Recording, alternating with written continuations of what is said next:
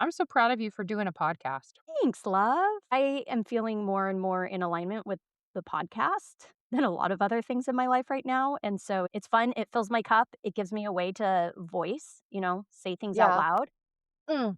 Mm, You know what? I think that's another thing. So much of our jobs are things we don't really wanna do. I mean, like, I sit here and when I'm doing business development type stuff, when I'm taking students out and they're learning how to go and teach and talk, I'm loving it, Like, I'm loving being an ambassador to the medicine. When I'm sitting here, like, just spinning my wheels, like, that's so freaking annoying, and it's the tedious stuff that, like, wears my jing out faster, right? And I was just thinking about that, though, of, like, all in all, I'm falling forward, like, my career in the last couple years is totally moving in a direction that's, like, I enjoy it, like, there are days that are frustrating, but, like, for the most part, if I get to the bottom of my desk, I look at things and I'm like, "Wow, I've really done so many things." But it's true, like, we are leaders in this field, and I have to do more of focusing on that than the focusing on the anxiety that, like, legislation's bringing me right now. Yeah. No, I totally hear you 100%. I love that term, falling forward. Yeah, we can bring that up.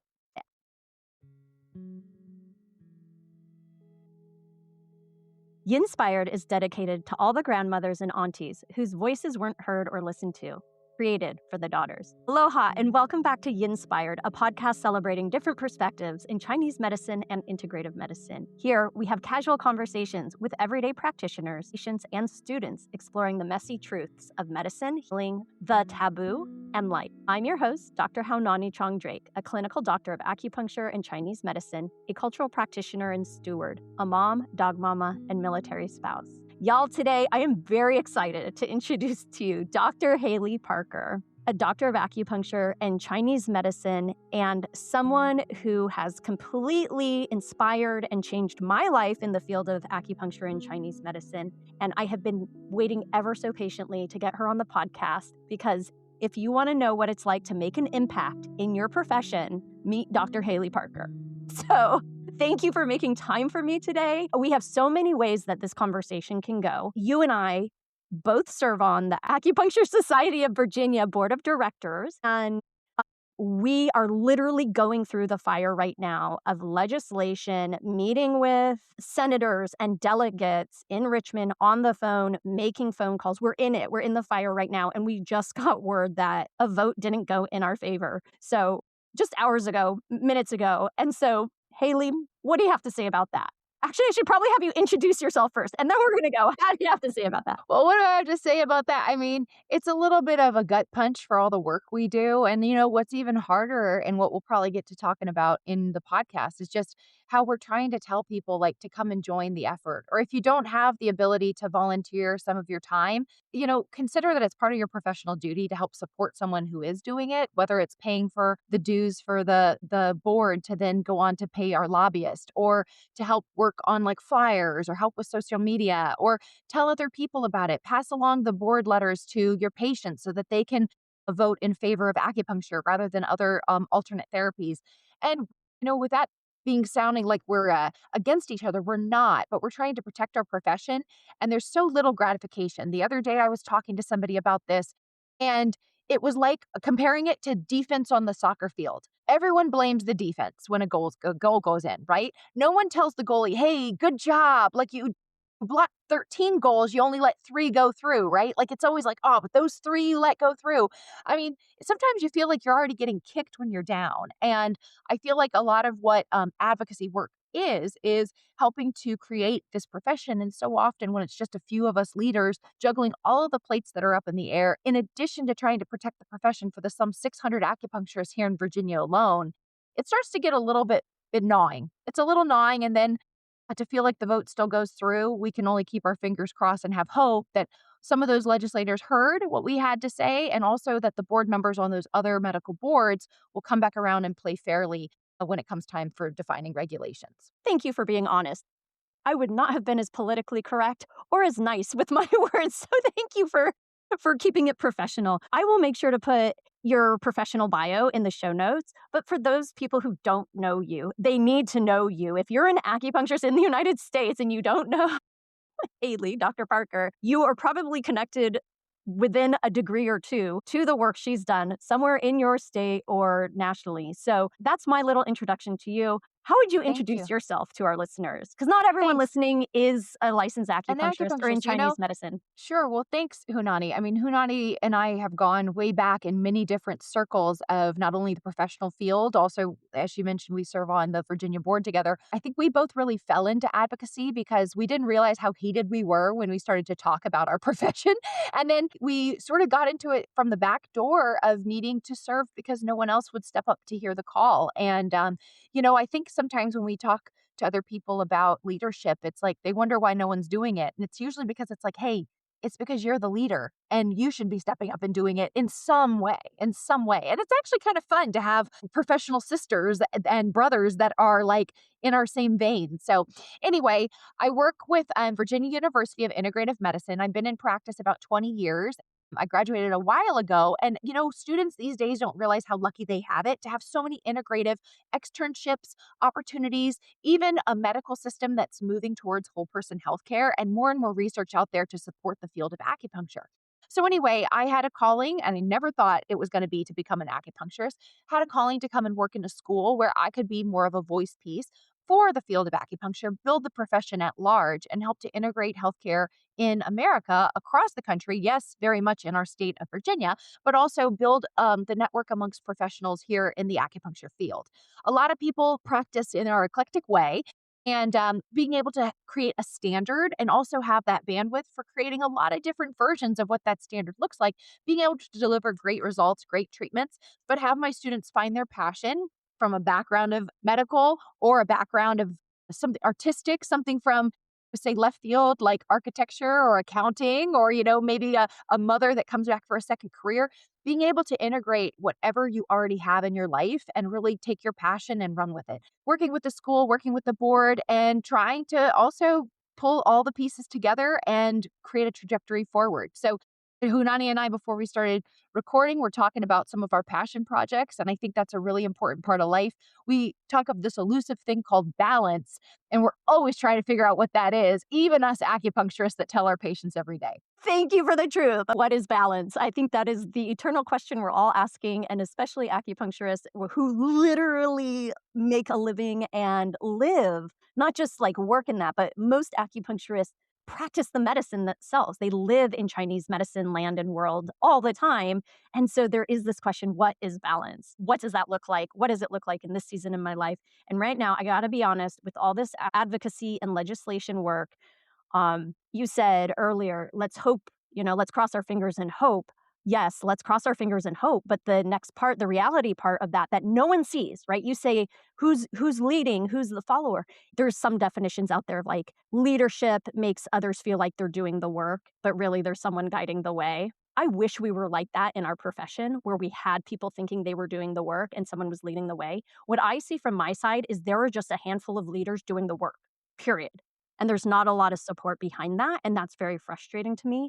But also, if you're not doing the work, if you're not doing the advocacy and legislation activity in your state, someone is doing it for you, period. And so right now, this is where I'm getting heated. I am all Her fire right yawns off now. the chart. Yeah. Whoop, Yeah, I'm like, off the I mean, that screen. fire horse has been coming in strong, right? Like yesterday was the first day of spring, according to the solar calendar. Welcome year of the fire horse. And I am feeling it, but mostly because of this advocacy and legislation that you, our president, Dr. Jennifer Surjana, who's also been a guest on this podcast, our whole board, shout out to Dr. Erica Schaefer, licensed acupuncturist, Katie Clifton, licensed acupuncturist, you, Haley Parker, me, we're doing it. We are making those phone calls. We are making phone calls that other people aren't doing. We are having meetings with legislators and what that means, delegates and senators in our state. And if we're doing it and you're not doing it, someone's doing it for you in every state. Like everyone needs to know that. Yeah, and it's kind of fun. It is very intimidating. I mean, we kind of grow up seeing politicians on screen and feeling this sense of being so removed.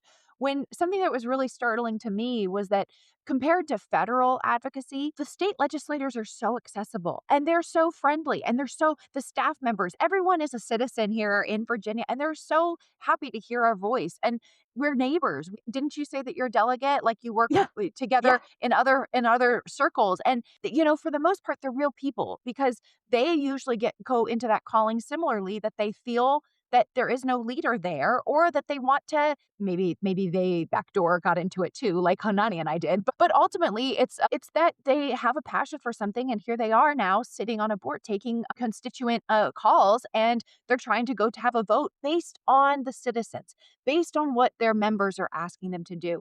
And I think that we forget that about democracy and being able to have a voice because so many of us think, oh, what's the point? No one's going to listen to me anyway. They do listen to you. As far as like our board is great. And here's what I would add to that. If you're not standing up and doing it, there's probably 1,500 times people doing what they want. And just like politics, even in our own profession as acupuncturists, for those of you listening, you know how leaders are. We tend to butt heads or go in separate ways. And it's really about finding that middle ground and being able to agree and disagree in different areas. As far as with our profession and with the politics of our profession, we have to evolve, right? We are an ancient medicine that's still around, but we have to evolve. And the fact of the matter is, the tidal waves are moving in the direction of other medical professionals seeing the power of the needle and using it to their advantage. As there are plenty of sick people out there. We want people to realize how powerful the needle is, but we need our voices heard too. And it just happens to be drowned out when we're already a very silent group, right? We're a very peaceful group. We tend to be very yin in nature. We tend to not want to have confrontation. And yet, we're also innately very, very rebellious because we're going against mainstream medicine of pharmaceuticals and surgery and just the, symptomatic approach. So, understanding that this is part of our professional obligation to speak our voice, and even if it's in a peaceful way, show up, sign the petition, support the people who are more yang inclined, like Hunani, then we can get our voices heard a little bit more. Oh my goodness. Yeah, I hear what you're saying, and I just wanna repeat because I've heard this 3 times this week. Why does it matter? They're not listening to me, my voice doesn't matter, or they give up, right? Like, what my email's not being read. At the state level, I mean, because there's so much going on nationally, I know. It feels very overwhelming as well nationally, but at the state level, and this is not just for Virginia, I didn't know this. Like, I never planned on getting into policy and advocacy either. And you do it because all of a sudden you have this realization, my gosh, it's literally going to be swept away from you unless someone stands up for it, right? And so I've never been the type of person to just complain and just wish it were different. It's just my constitution to see I wish it were different or I have a complaint and I better do something about it because otherwise then my voice really wasn't heard, right? Like you put action behind the things you want to see that you like, but also you put action behind the things that you want to see changed or protected. And that's how I got into it. Totally. Yeah. Totally. And it doesn't have to be aggressive. I think many of you are my friends as well as my colleagues. And, boundaries have been an area that I've always needed to work on in my life because I realize I do have boundaries. They're just very soft boundaries because I can always see other people's side and I always want to help. That's my nature. So part of me is like, I could stay late for this patient, but I really told myself I was gonna get home and I was gonna take a bath and I was gonna cook a good dinner and I was gonna spend time, and it's like it juxtaposes me between the two things that really matter to me.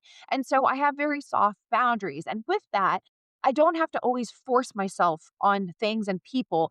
And rather, I can find what is truth to me and be able to show up what is truthful and how I can serve and how I can serve the bigger mission too. And that's something that I think a lot of us think, and we get these ideologies or typologies of like, oh well, I'm not good at representing the field. I'm not aggressive. I'm not articulate. I don't have a law background. All these things. You don't have to. You'll be surprised at how heated you'll get at times. But at the same time, when we show up authentically, we are so much more potent and powerful. And that was something else that Hunani and I were speaking about, that it was a few years back when we were working on the practice management course here for Virginia University of Integrative Medicine. And Hunani was talking about bigger picture of like not every acupuncturist wants to go off and build their own practice. Not everyone has this big dream of like I want to build this mecca for holistic healing. Some people just want to go and be an employee. Some people want to just go and work in a hospital or work for another practitioner, stick needles in people and head home, and that is completely okay. Some people don't even want to practice. They want to do research. They want to go to write a book. They want to just study the medicine and help their family. All of that is still being a representative of the field. And I think that we get sort of brainwashed to think that we have to be so headstrong and capitalistic and so like competitive in, oh, well, I'm going to get an A and I'm going to be the best in my class and I'm going to do this.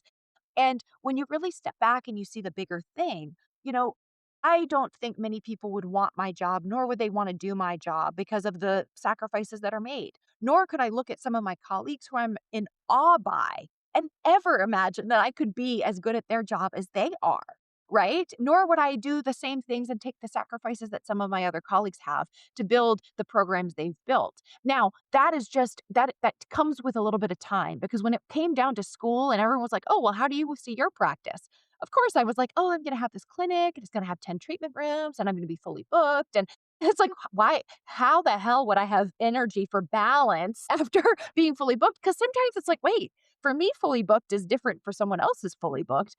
And energy allotment. There's not enough hours in the day for me to recover and then come back and give this much oomph into all the projects that I have that really fulfill me and fill my soul. So that was something I thought was so profound. And Hunani has always been that voice for helping to just make me see it differently and go, yeah, you're right. Not everyone has to be that same way. But acupuncturists, again, something I've noticed being around acupuncturists is we're lone wolves and we see it from our point of view and we kind of forget that no, actually, if we really take our entire classroom of students or professionals, we all come from very different backgrounds. We come from very different whys. Why did we come here? Why do we want to practice in the future? And in all honesty, there's more reason why we need to be together in cooperative cohesion than competing in different ways of practice. So I refer to Erica just down the road who does a specialization in fertility and we're both fully booked. It's not a thing of just one location, two, because she's great at what she does and I'm great at what I do. Now, bringing it back around to that fear, we're trying to protect that so acupuncturists can continue to thrive in their practice and not have their practice chipped away or mismarketed by other professions. Slowly but surely using the needle to where acupuncturists become obsolete. Yeah. Yeah. And some people don't actually see, they're like, oh, we're just fear mongering. I've heard these exact things, right? The national organization is creating fear. It's not really going to happen. We already have our scope created in our state. Why should it matter? But to a real life example that's going on right now. And from our perspective, again, when you're in the clinic and your perspective is all your clients and community that you're serving, and it should be, for those of us who have a different perspective, the broader picture, the bigger picture, from my standpoint, and tell me if you see it different because you do have your hands in working with other healthcare practitioners, providers outside of Chinese medicine and acupuncture. But from my perspective, is that every healthcare, not every, a lot of healthcare practitioners and providers that are not in Chinese medicine and acupuncture field want what we have. They want the holistic, they want the individualized, they want more time with their patients, they want the needles, they want supplements or non-pharmaceutical options that Chinese medicine has.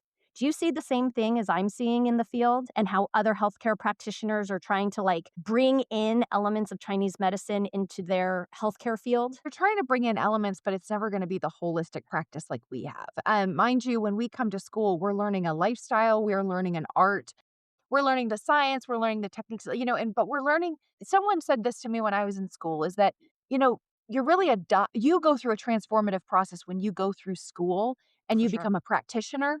For And sure. so you're learning and then that's transmitting through you when you're practicing. And the other day I even said this to somebody is I have a few practitioners that I go and see and they're phenomenal. They work with my schedule, my off hours or their on hours, you know how that goes. I said to one of my friends the other day, I go, but what I'm really looking for is that person that just sees me and can just nurture me in that moment and then put the needles in, right? Because I Yeah. have great people who put needles in. It sounds, you know what I mean. They do the acupuncture treatment in a very professional way.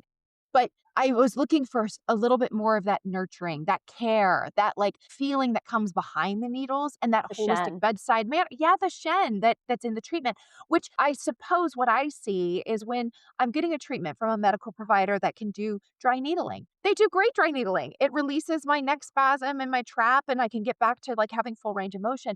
But there's not that same empathy and delivery, and there's not that same calming of my spirit that I leave there feeling more whole of a person. These are still things that acupuncture has going for them, but unfortunately, you start to dilute our medicine enough. Our generation of practitioners are going to pass on. The next generation of practitioners are just going to be in survival mode.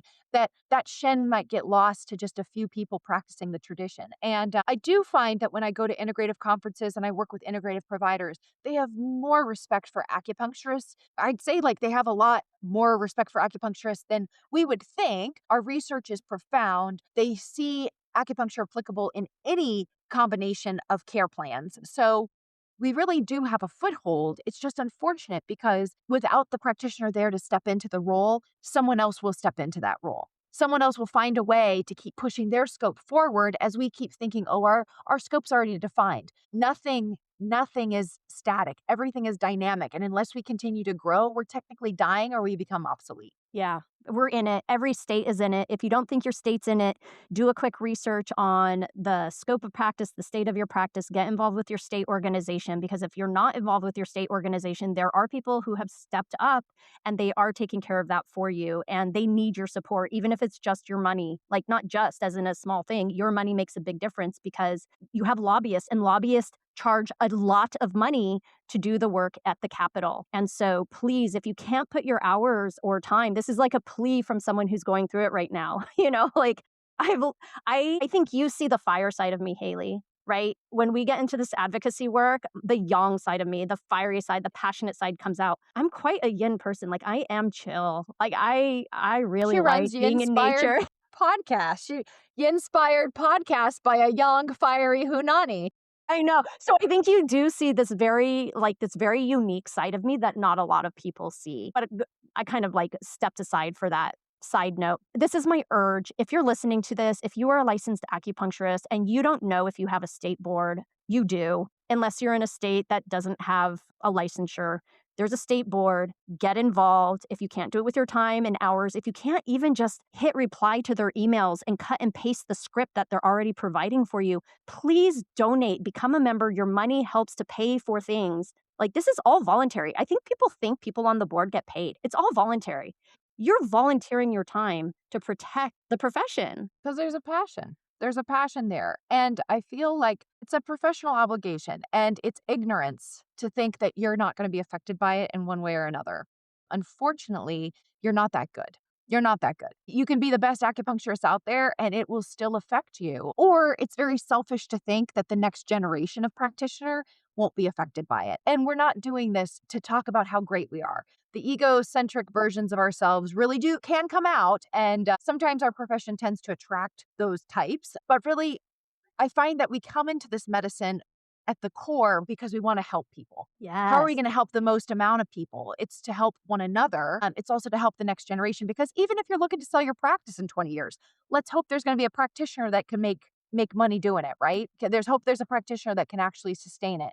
Um, I I do think that we have yang sides and yin sides, and that's very much part of just our bigger personality. At the same time, it's where does your passion really get ignited? Not everyone's going to get heated up over the dry needling thing or the scope creep. Some people are going to get heated up over like, oh my gosh, I run a med spa type clinic and I really want to expand the scope for injection therapy or med spa type treatments. That's something you can get involved in. Some people are really passionate about teaching others on how to become passionate. Great, come and join a school, right? There's so many ways. And really, when we think about the whole person healthcare model, community is a big part of it. And I know when I was practicing for about 15 years, just in my own lane, I was in an integrative clinic, but no one was an acupuncturist. It was really hard for me to like get excited when I saw somebody else like, oh my gosh, that's phlegm misting. Oh my gosh, I wanted to tell somebody and nobody could get it. Or I became very superficial in my practice of acupuncture and East Asian medicine because I just was staying at such a basic level of transaction of helping somebody kind of like take care of symptoms and balance out the constitution. I didn't get into the deeper layers of what our medicine has to offer. And to your point of like, if there is no state board, call us, email the surrounding states. You will find people who are like, yes, we'll help you. Just the other day, we took some of our students over to Maryland, which is just across the bridge, and we were helping work on their lobby day for their legislators. Already, I've had the Maryland board contact me 2 or 3 times, offering for a few events for our students, which is wonderful to get our students involved, see the importance of advocacy, but also getting our students more practice. And they're offering to help us as a school to disseminate more information about upcoming events, as well as help our Virginia board. So the camaraderie is there. And sometimes going back to that whole thing is we stay in our lanes and we forget that we have people who are looking for a friend, looking for a community, looking for somebody to help like enliven their day, give them a little bit of a fire, a Mingman fire, right? And so get everything boiling again. And I do think that the yang is important in finding that passion, but where that passion is will be different for everyone. I just really encourage people to know that if you're listening to this and you're hearing this, we are talking to you. Real quick story. We pre-made these letters for our patients and we pre-made these letters for the students as a call to action. Sent out numerous emails to the students. I took a poll to my Friday morning class of like my students and I said, hey, did you all get the letters and did you send it out to your delegates? Of the 5 people I polled, 0 of them sent them out. And I said, talk about me getting heated. The liver yawn like starting to blow through my ears. And I was like, why? What are you doing? Well, and all their excuses, I said, what are you doing? Are you doing anything? I was like, it's your professional obligation. You are a student. You are about to go into this profession. So many people think that they don't need to know how to run a business. They'll figure that out later. Wake up call for all of you that are out there running a business. Was that the case? No way. It was like a crisis moment when you suddenly graduate and you're like, oh, damn, no one taught me how to like pay my taxes, right? And then same with professional advocacy. You have to do it. Maybe no one taught you, but here we are saying, we'll help you, we'll teach you, we'll support you. We are giving the students everything that they need. We're saying, hey, check this, find your legislator link. Here's the template for the email for you to send out to your legislators. Here's what we are saying. Here's what the bill defines. Here's what we're wanting. Here are our asks.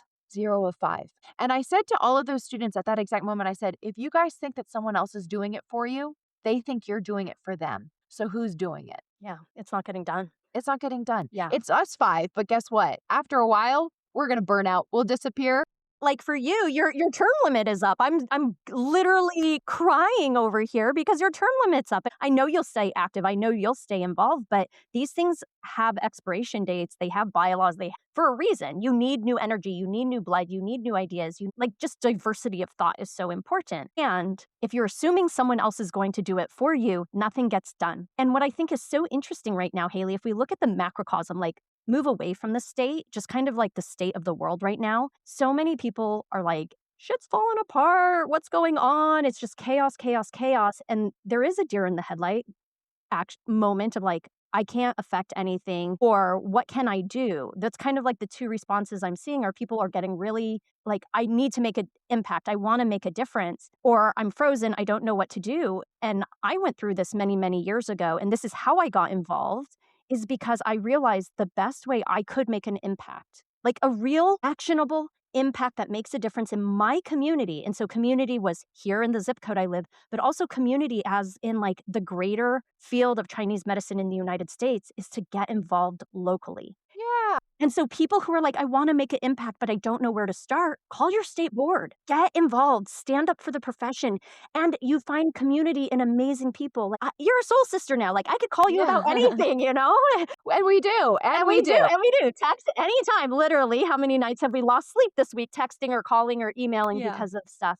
But that's because we're real people, you know? And I think Yeah. that's where acupuncturists, we preach that all the time, but we kind of forget that about ourselves. Like, and I kind of go through some crisis, and that's probably when I text you, is I kind of forget, wait a second, I've been something to everybody else and I'm pouring my cup to everybody else. And then I sit there and I'm like, wait, who's there for me? And it's not that victim of like, oh, poor me, as much as it's like, I'm a little discouraged when I'm like looking around and I'm like, wait, where's my community? Like where are the things that fill me back? Where's the two-way street thing? And sometimes it's because I need to ask, right?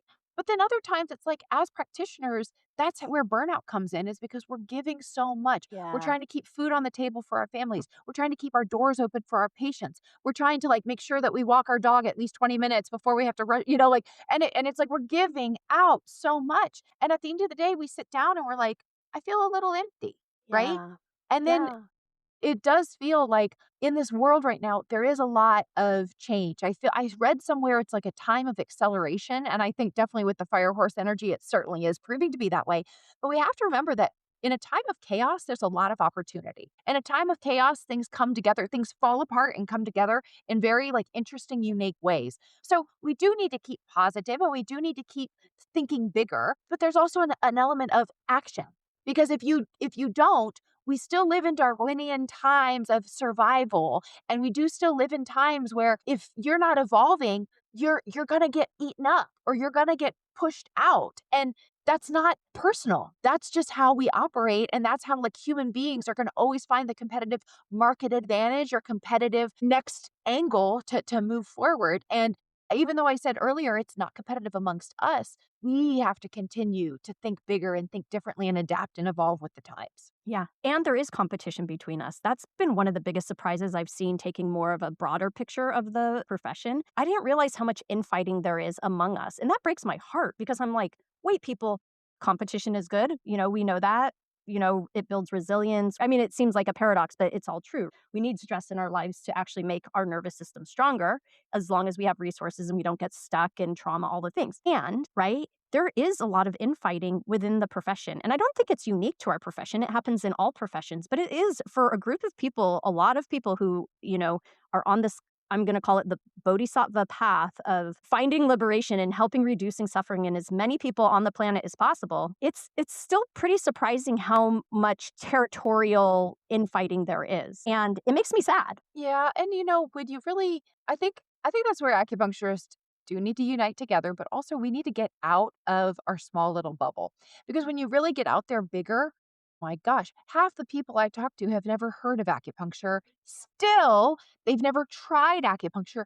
Still, and the medical providers I talk to are so excited that they finally meet an acupuncturist.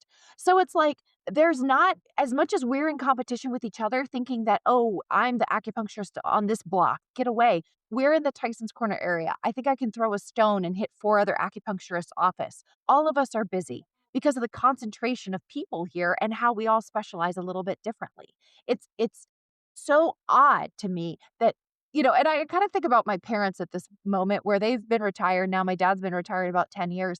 And it's like his world has shrunk and he doesn't get out much. That they don't Yeah. get out much. And Yeah. then it's like they blow certain things out of proportion where and everyone has a mother. So it's like she is so hyper fixated on one little tiny thing that's going on. And I'm like, Mom, I have about 1,400 other things before I can think about that happening on Friday afternoon, which I will. I'll think about that probably 20 minutes before and I'll stop by the store and I'll pick up napkins for the cocktail party or whatever, but it's like the hyperfixation because the world is so small and that perspective is very skewed. Where as we start to work together, we can build greater momentum together. We can ultimately reach more territory together. But even then, we still all, and I believe this about acupuncturists, we value the uniqueness in each other. And we do Yes. that amongst our patients because that's a principle of our medicine. We look for the individuality and we treat the person themselves. Same with acupuncturists. That we have individuality and we have uniqueness in everything that we're bringing, but we flip and we forget about that when it comes to in different contexts. And so I think getting out more, coming to the national conference if that's something that you can do in April, joining your board so that you can hear the bigger issues that are going on. Again, I think we're emphasizing the point over and over, but it creates community and it helps actually build individualization because I didn't realize a lot of my skill sets or a lot of how I was practicing so uniquely and so differently until I started to work with other acupuncturists. And then they sought me for certain specialty and I was like, "Really? You think I'm the specialist?" But as a matter of fact, when I look back on my track record, I was the person that they could go to. I was the one with school networks and contacts. I was the one that was working with students that could send the troops to different events.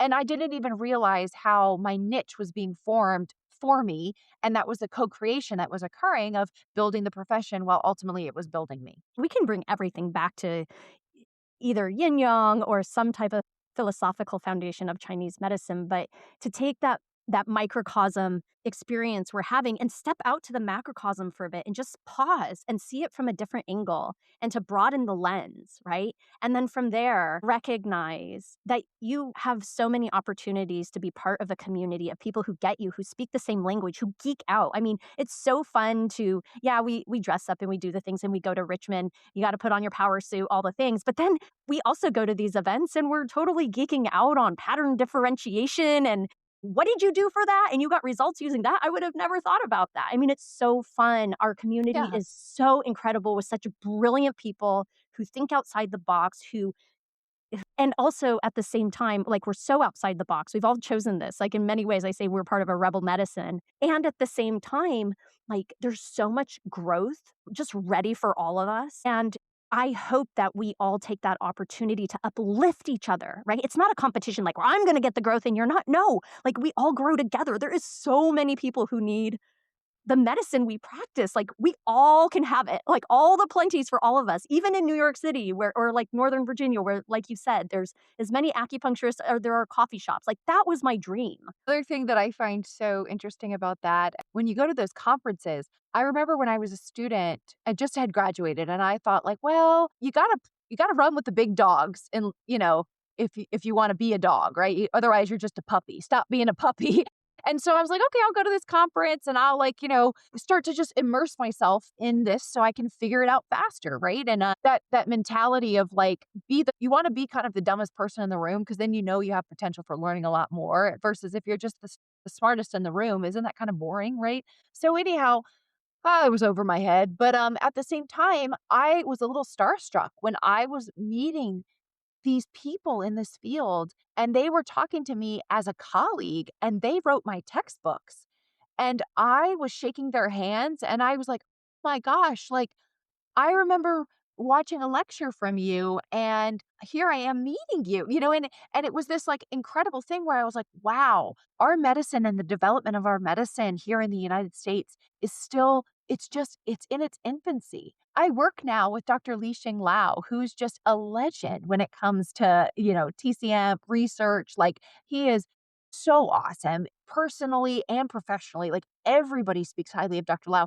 And here I go and I like will cross check things with Dr. Lau. And this is one of like my idols that's now talking to me as a colleague and coming to me sometimes to ask me for help, which is so awesome about our profession too. And goes back to that whole thing of that two-way street and remembering that like your niche in this world and in this community of acupuncturists is it's irreplaceable.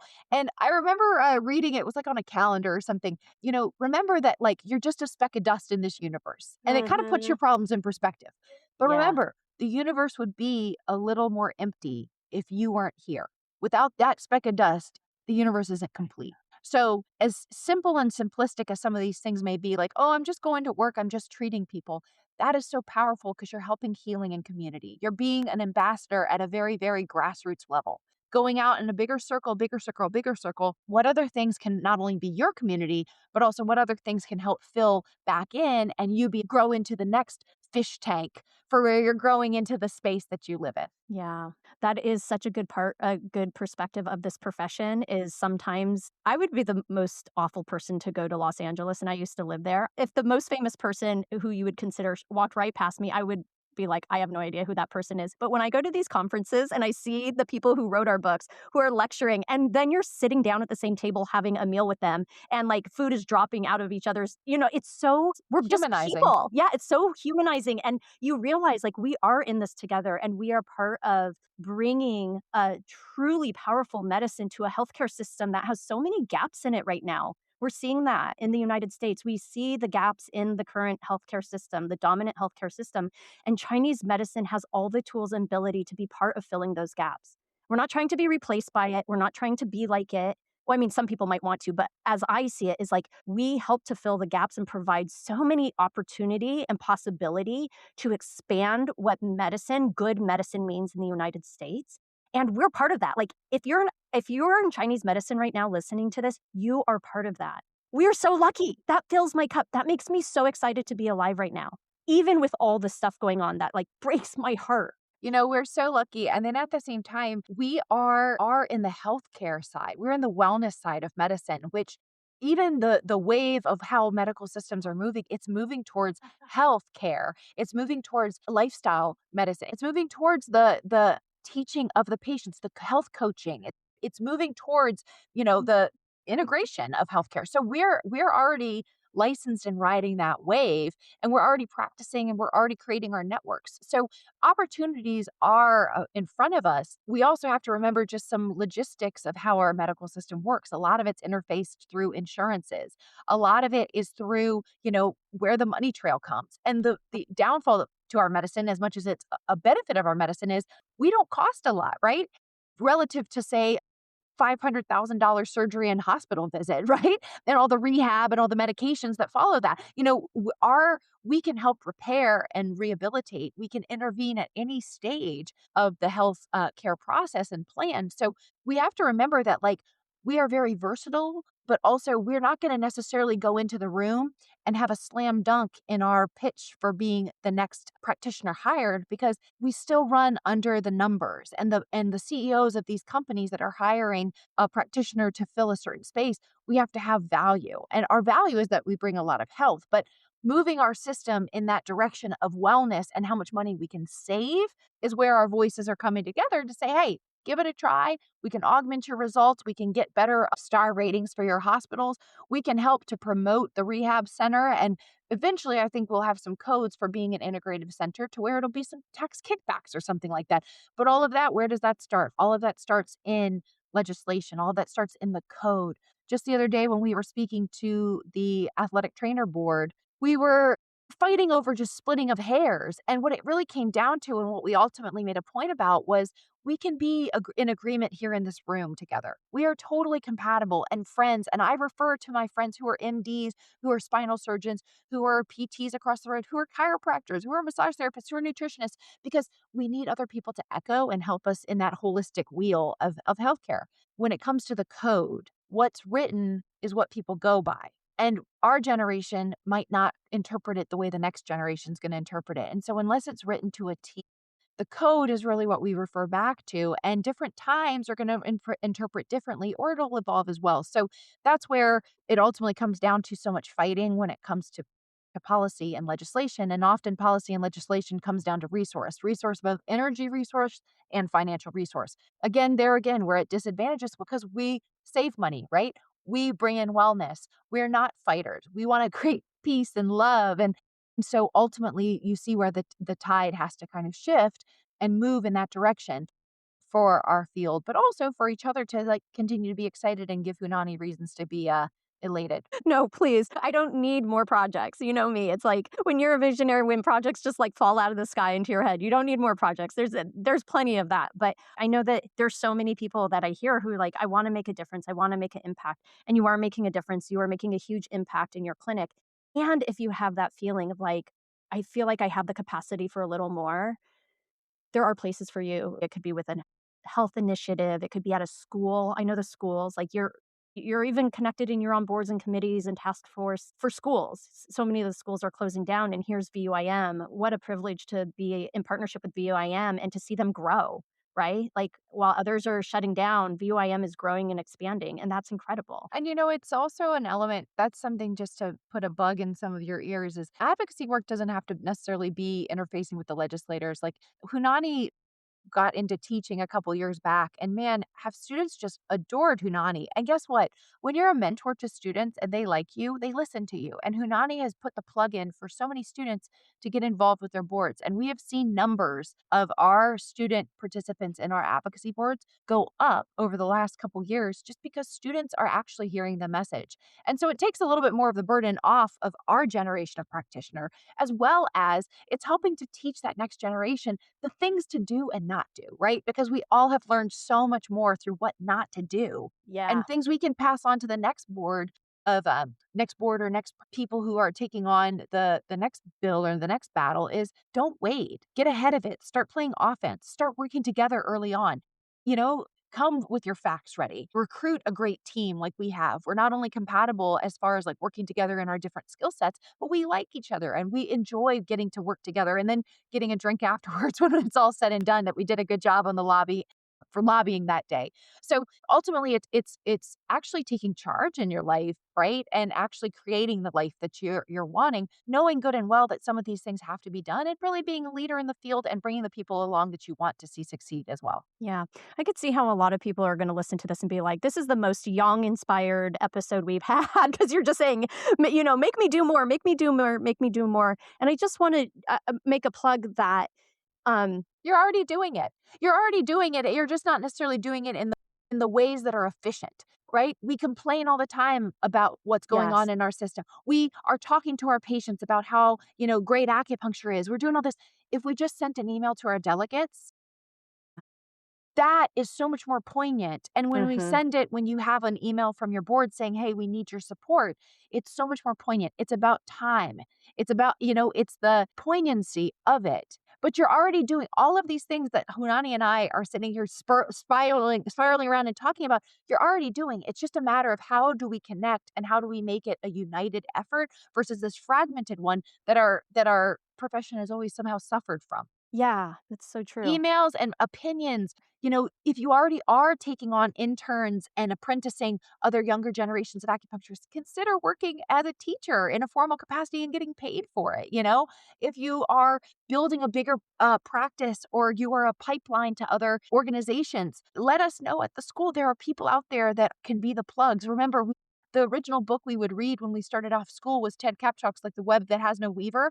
And here we are. We're all about networks. We're all about interconnections. We know everything's interconnected. And yet sometimes we forget that we have to find our other little nuclei that help connect the web. So we're already doing it. I think it shouldn't feel so intimidating. It's a matter of like learning the ropes of how to do it more efficiently. Yeah. And to know that there's people who you don't have to recreate a wheel. Nothing is new. Nothing that you will do is going to be brand new. Someone's already done it before you, probably lots of times. If you want to learn something new, there's someone who can help usher in those skills if needed.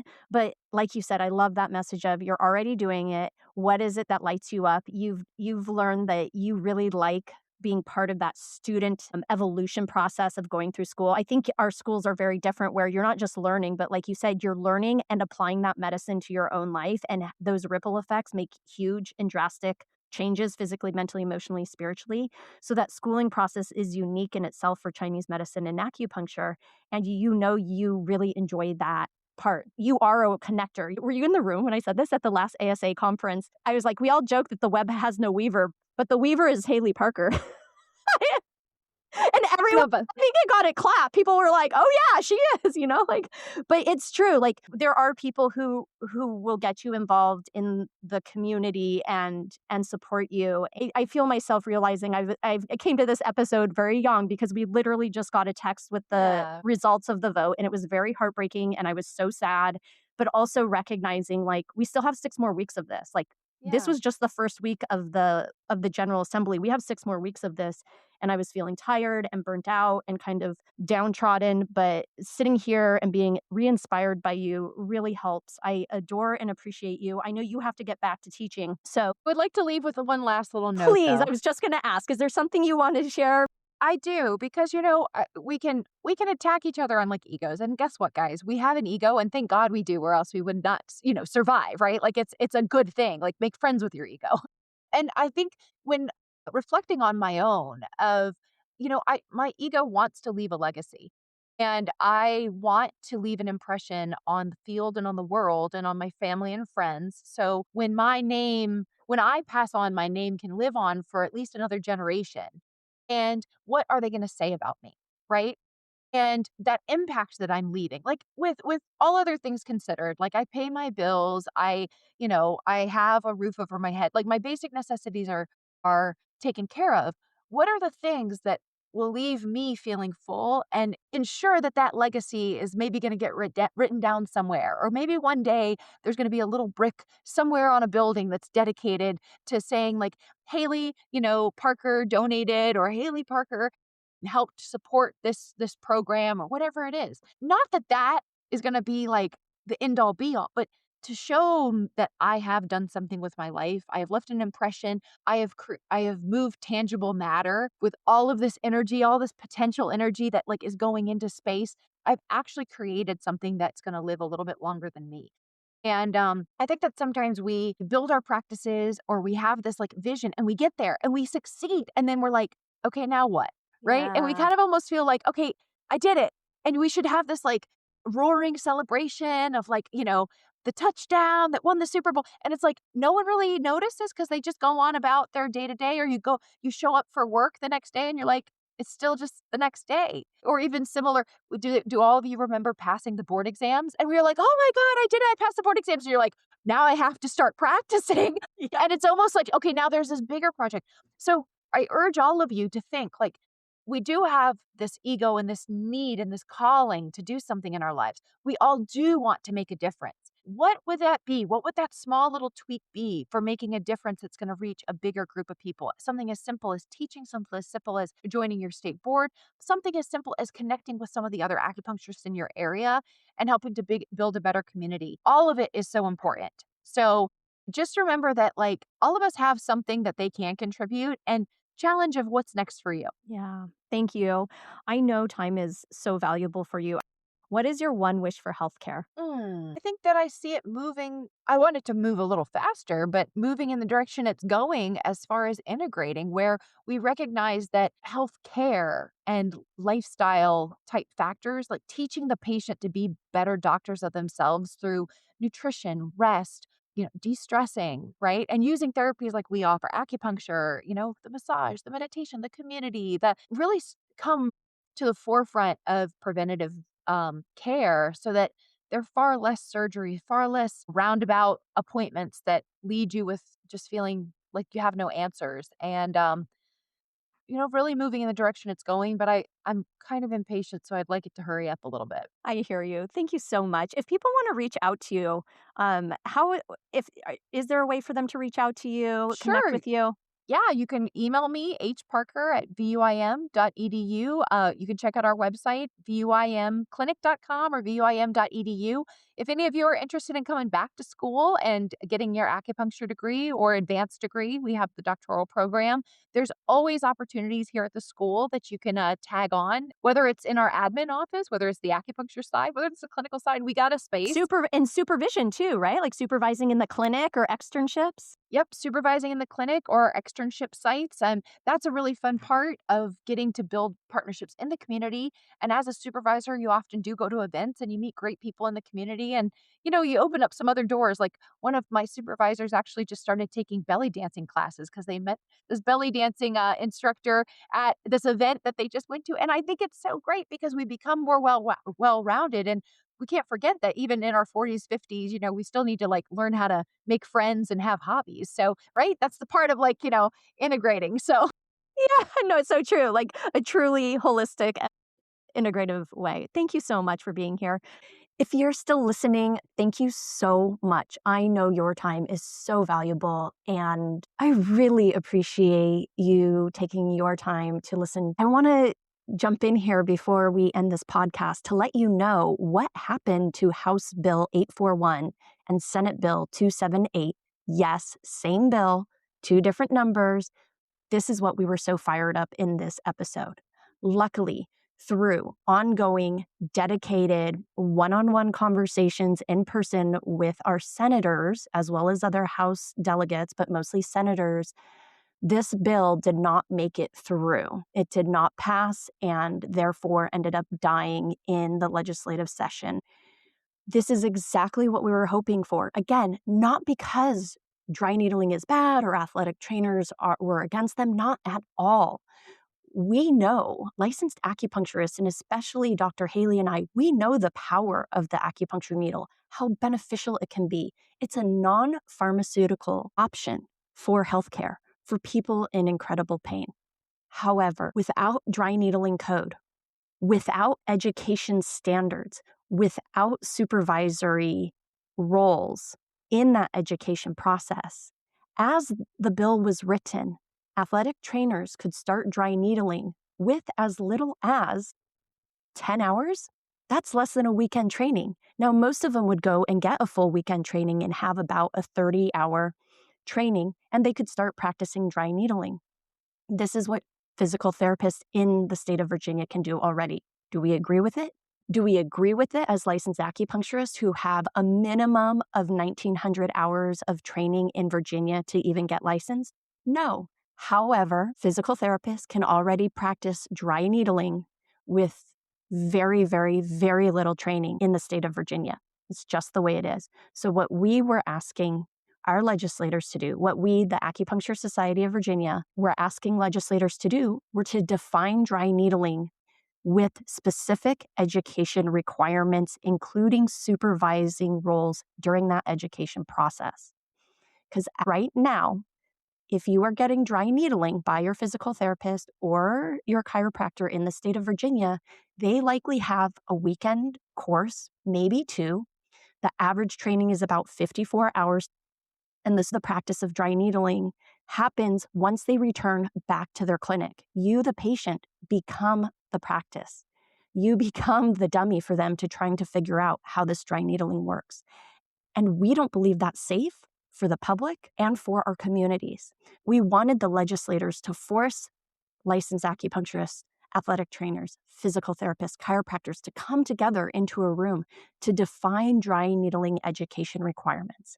Luckily, the senators agreed, not all of them, many of the senators agreed that it was really irresponsible for people to be able to practice dry needling without minimum educational requirements, since every other invasive procedure in the state of Virginia is defined by law and is defined with educational requirements. So luckily, the bill died, and now we'll get to come together as healthcare professionals with public safety in mind so that more people can get acupuncture, more people can get dry needling with safe practitioners who aren't using their patients as their dummies. That's how the bill went. I'm really excited to share that with you, but it also means there's a lot more work to do. If you have any interest in acupuncture, in dry needling, in the process that it goes through in your own state, if you're outside of Virginia, please feel free to reach out. Again, this was never something I planned on getting involved with, but I have found I actually enjoy it, even when it makes me spin more plates. Anyway, thank you for listening. If you enjoyed this episode, please subscribe and share it with someone who would appreciate it. Your support helps create positive ripples in our communities. Do you want to continue this conversation, or do you have questions for me or the guests? Maybe just want to explore more? Please visit Yinspired Pod. That's YINSPIREDPOD.com, and it will take you to Substack, where Yinspired lives. With your free subscription, you'll receive every new episode, plus access to transcripts, show notes, resources, and the opportunity to join the discussion. From my heart to yours, create a day you love. This podcast is for entertainment, education, and inspirational purposes only. Nothing in this podcast is diagnostic or direct medical advice and does not establish a practitioner-patient relationship. Seek care from a highly trained medical provider for your healthcare concerns.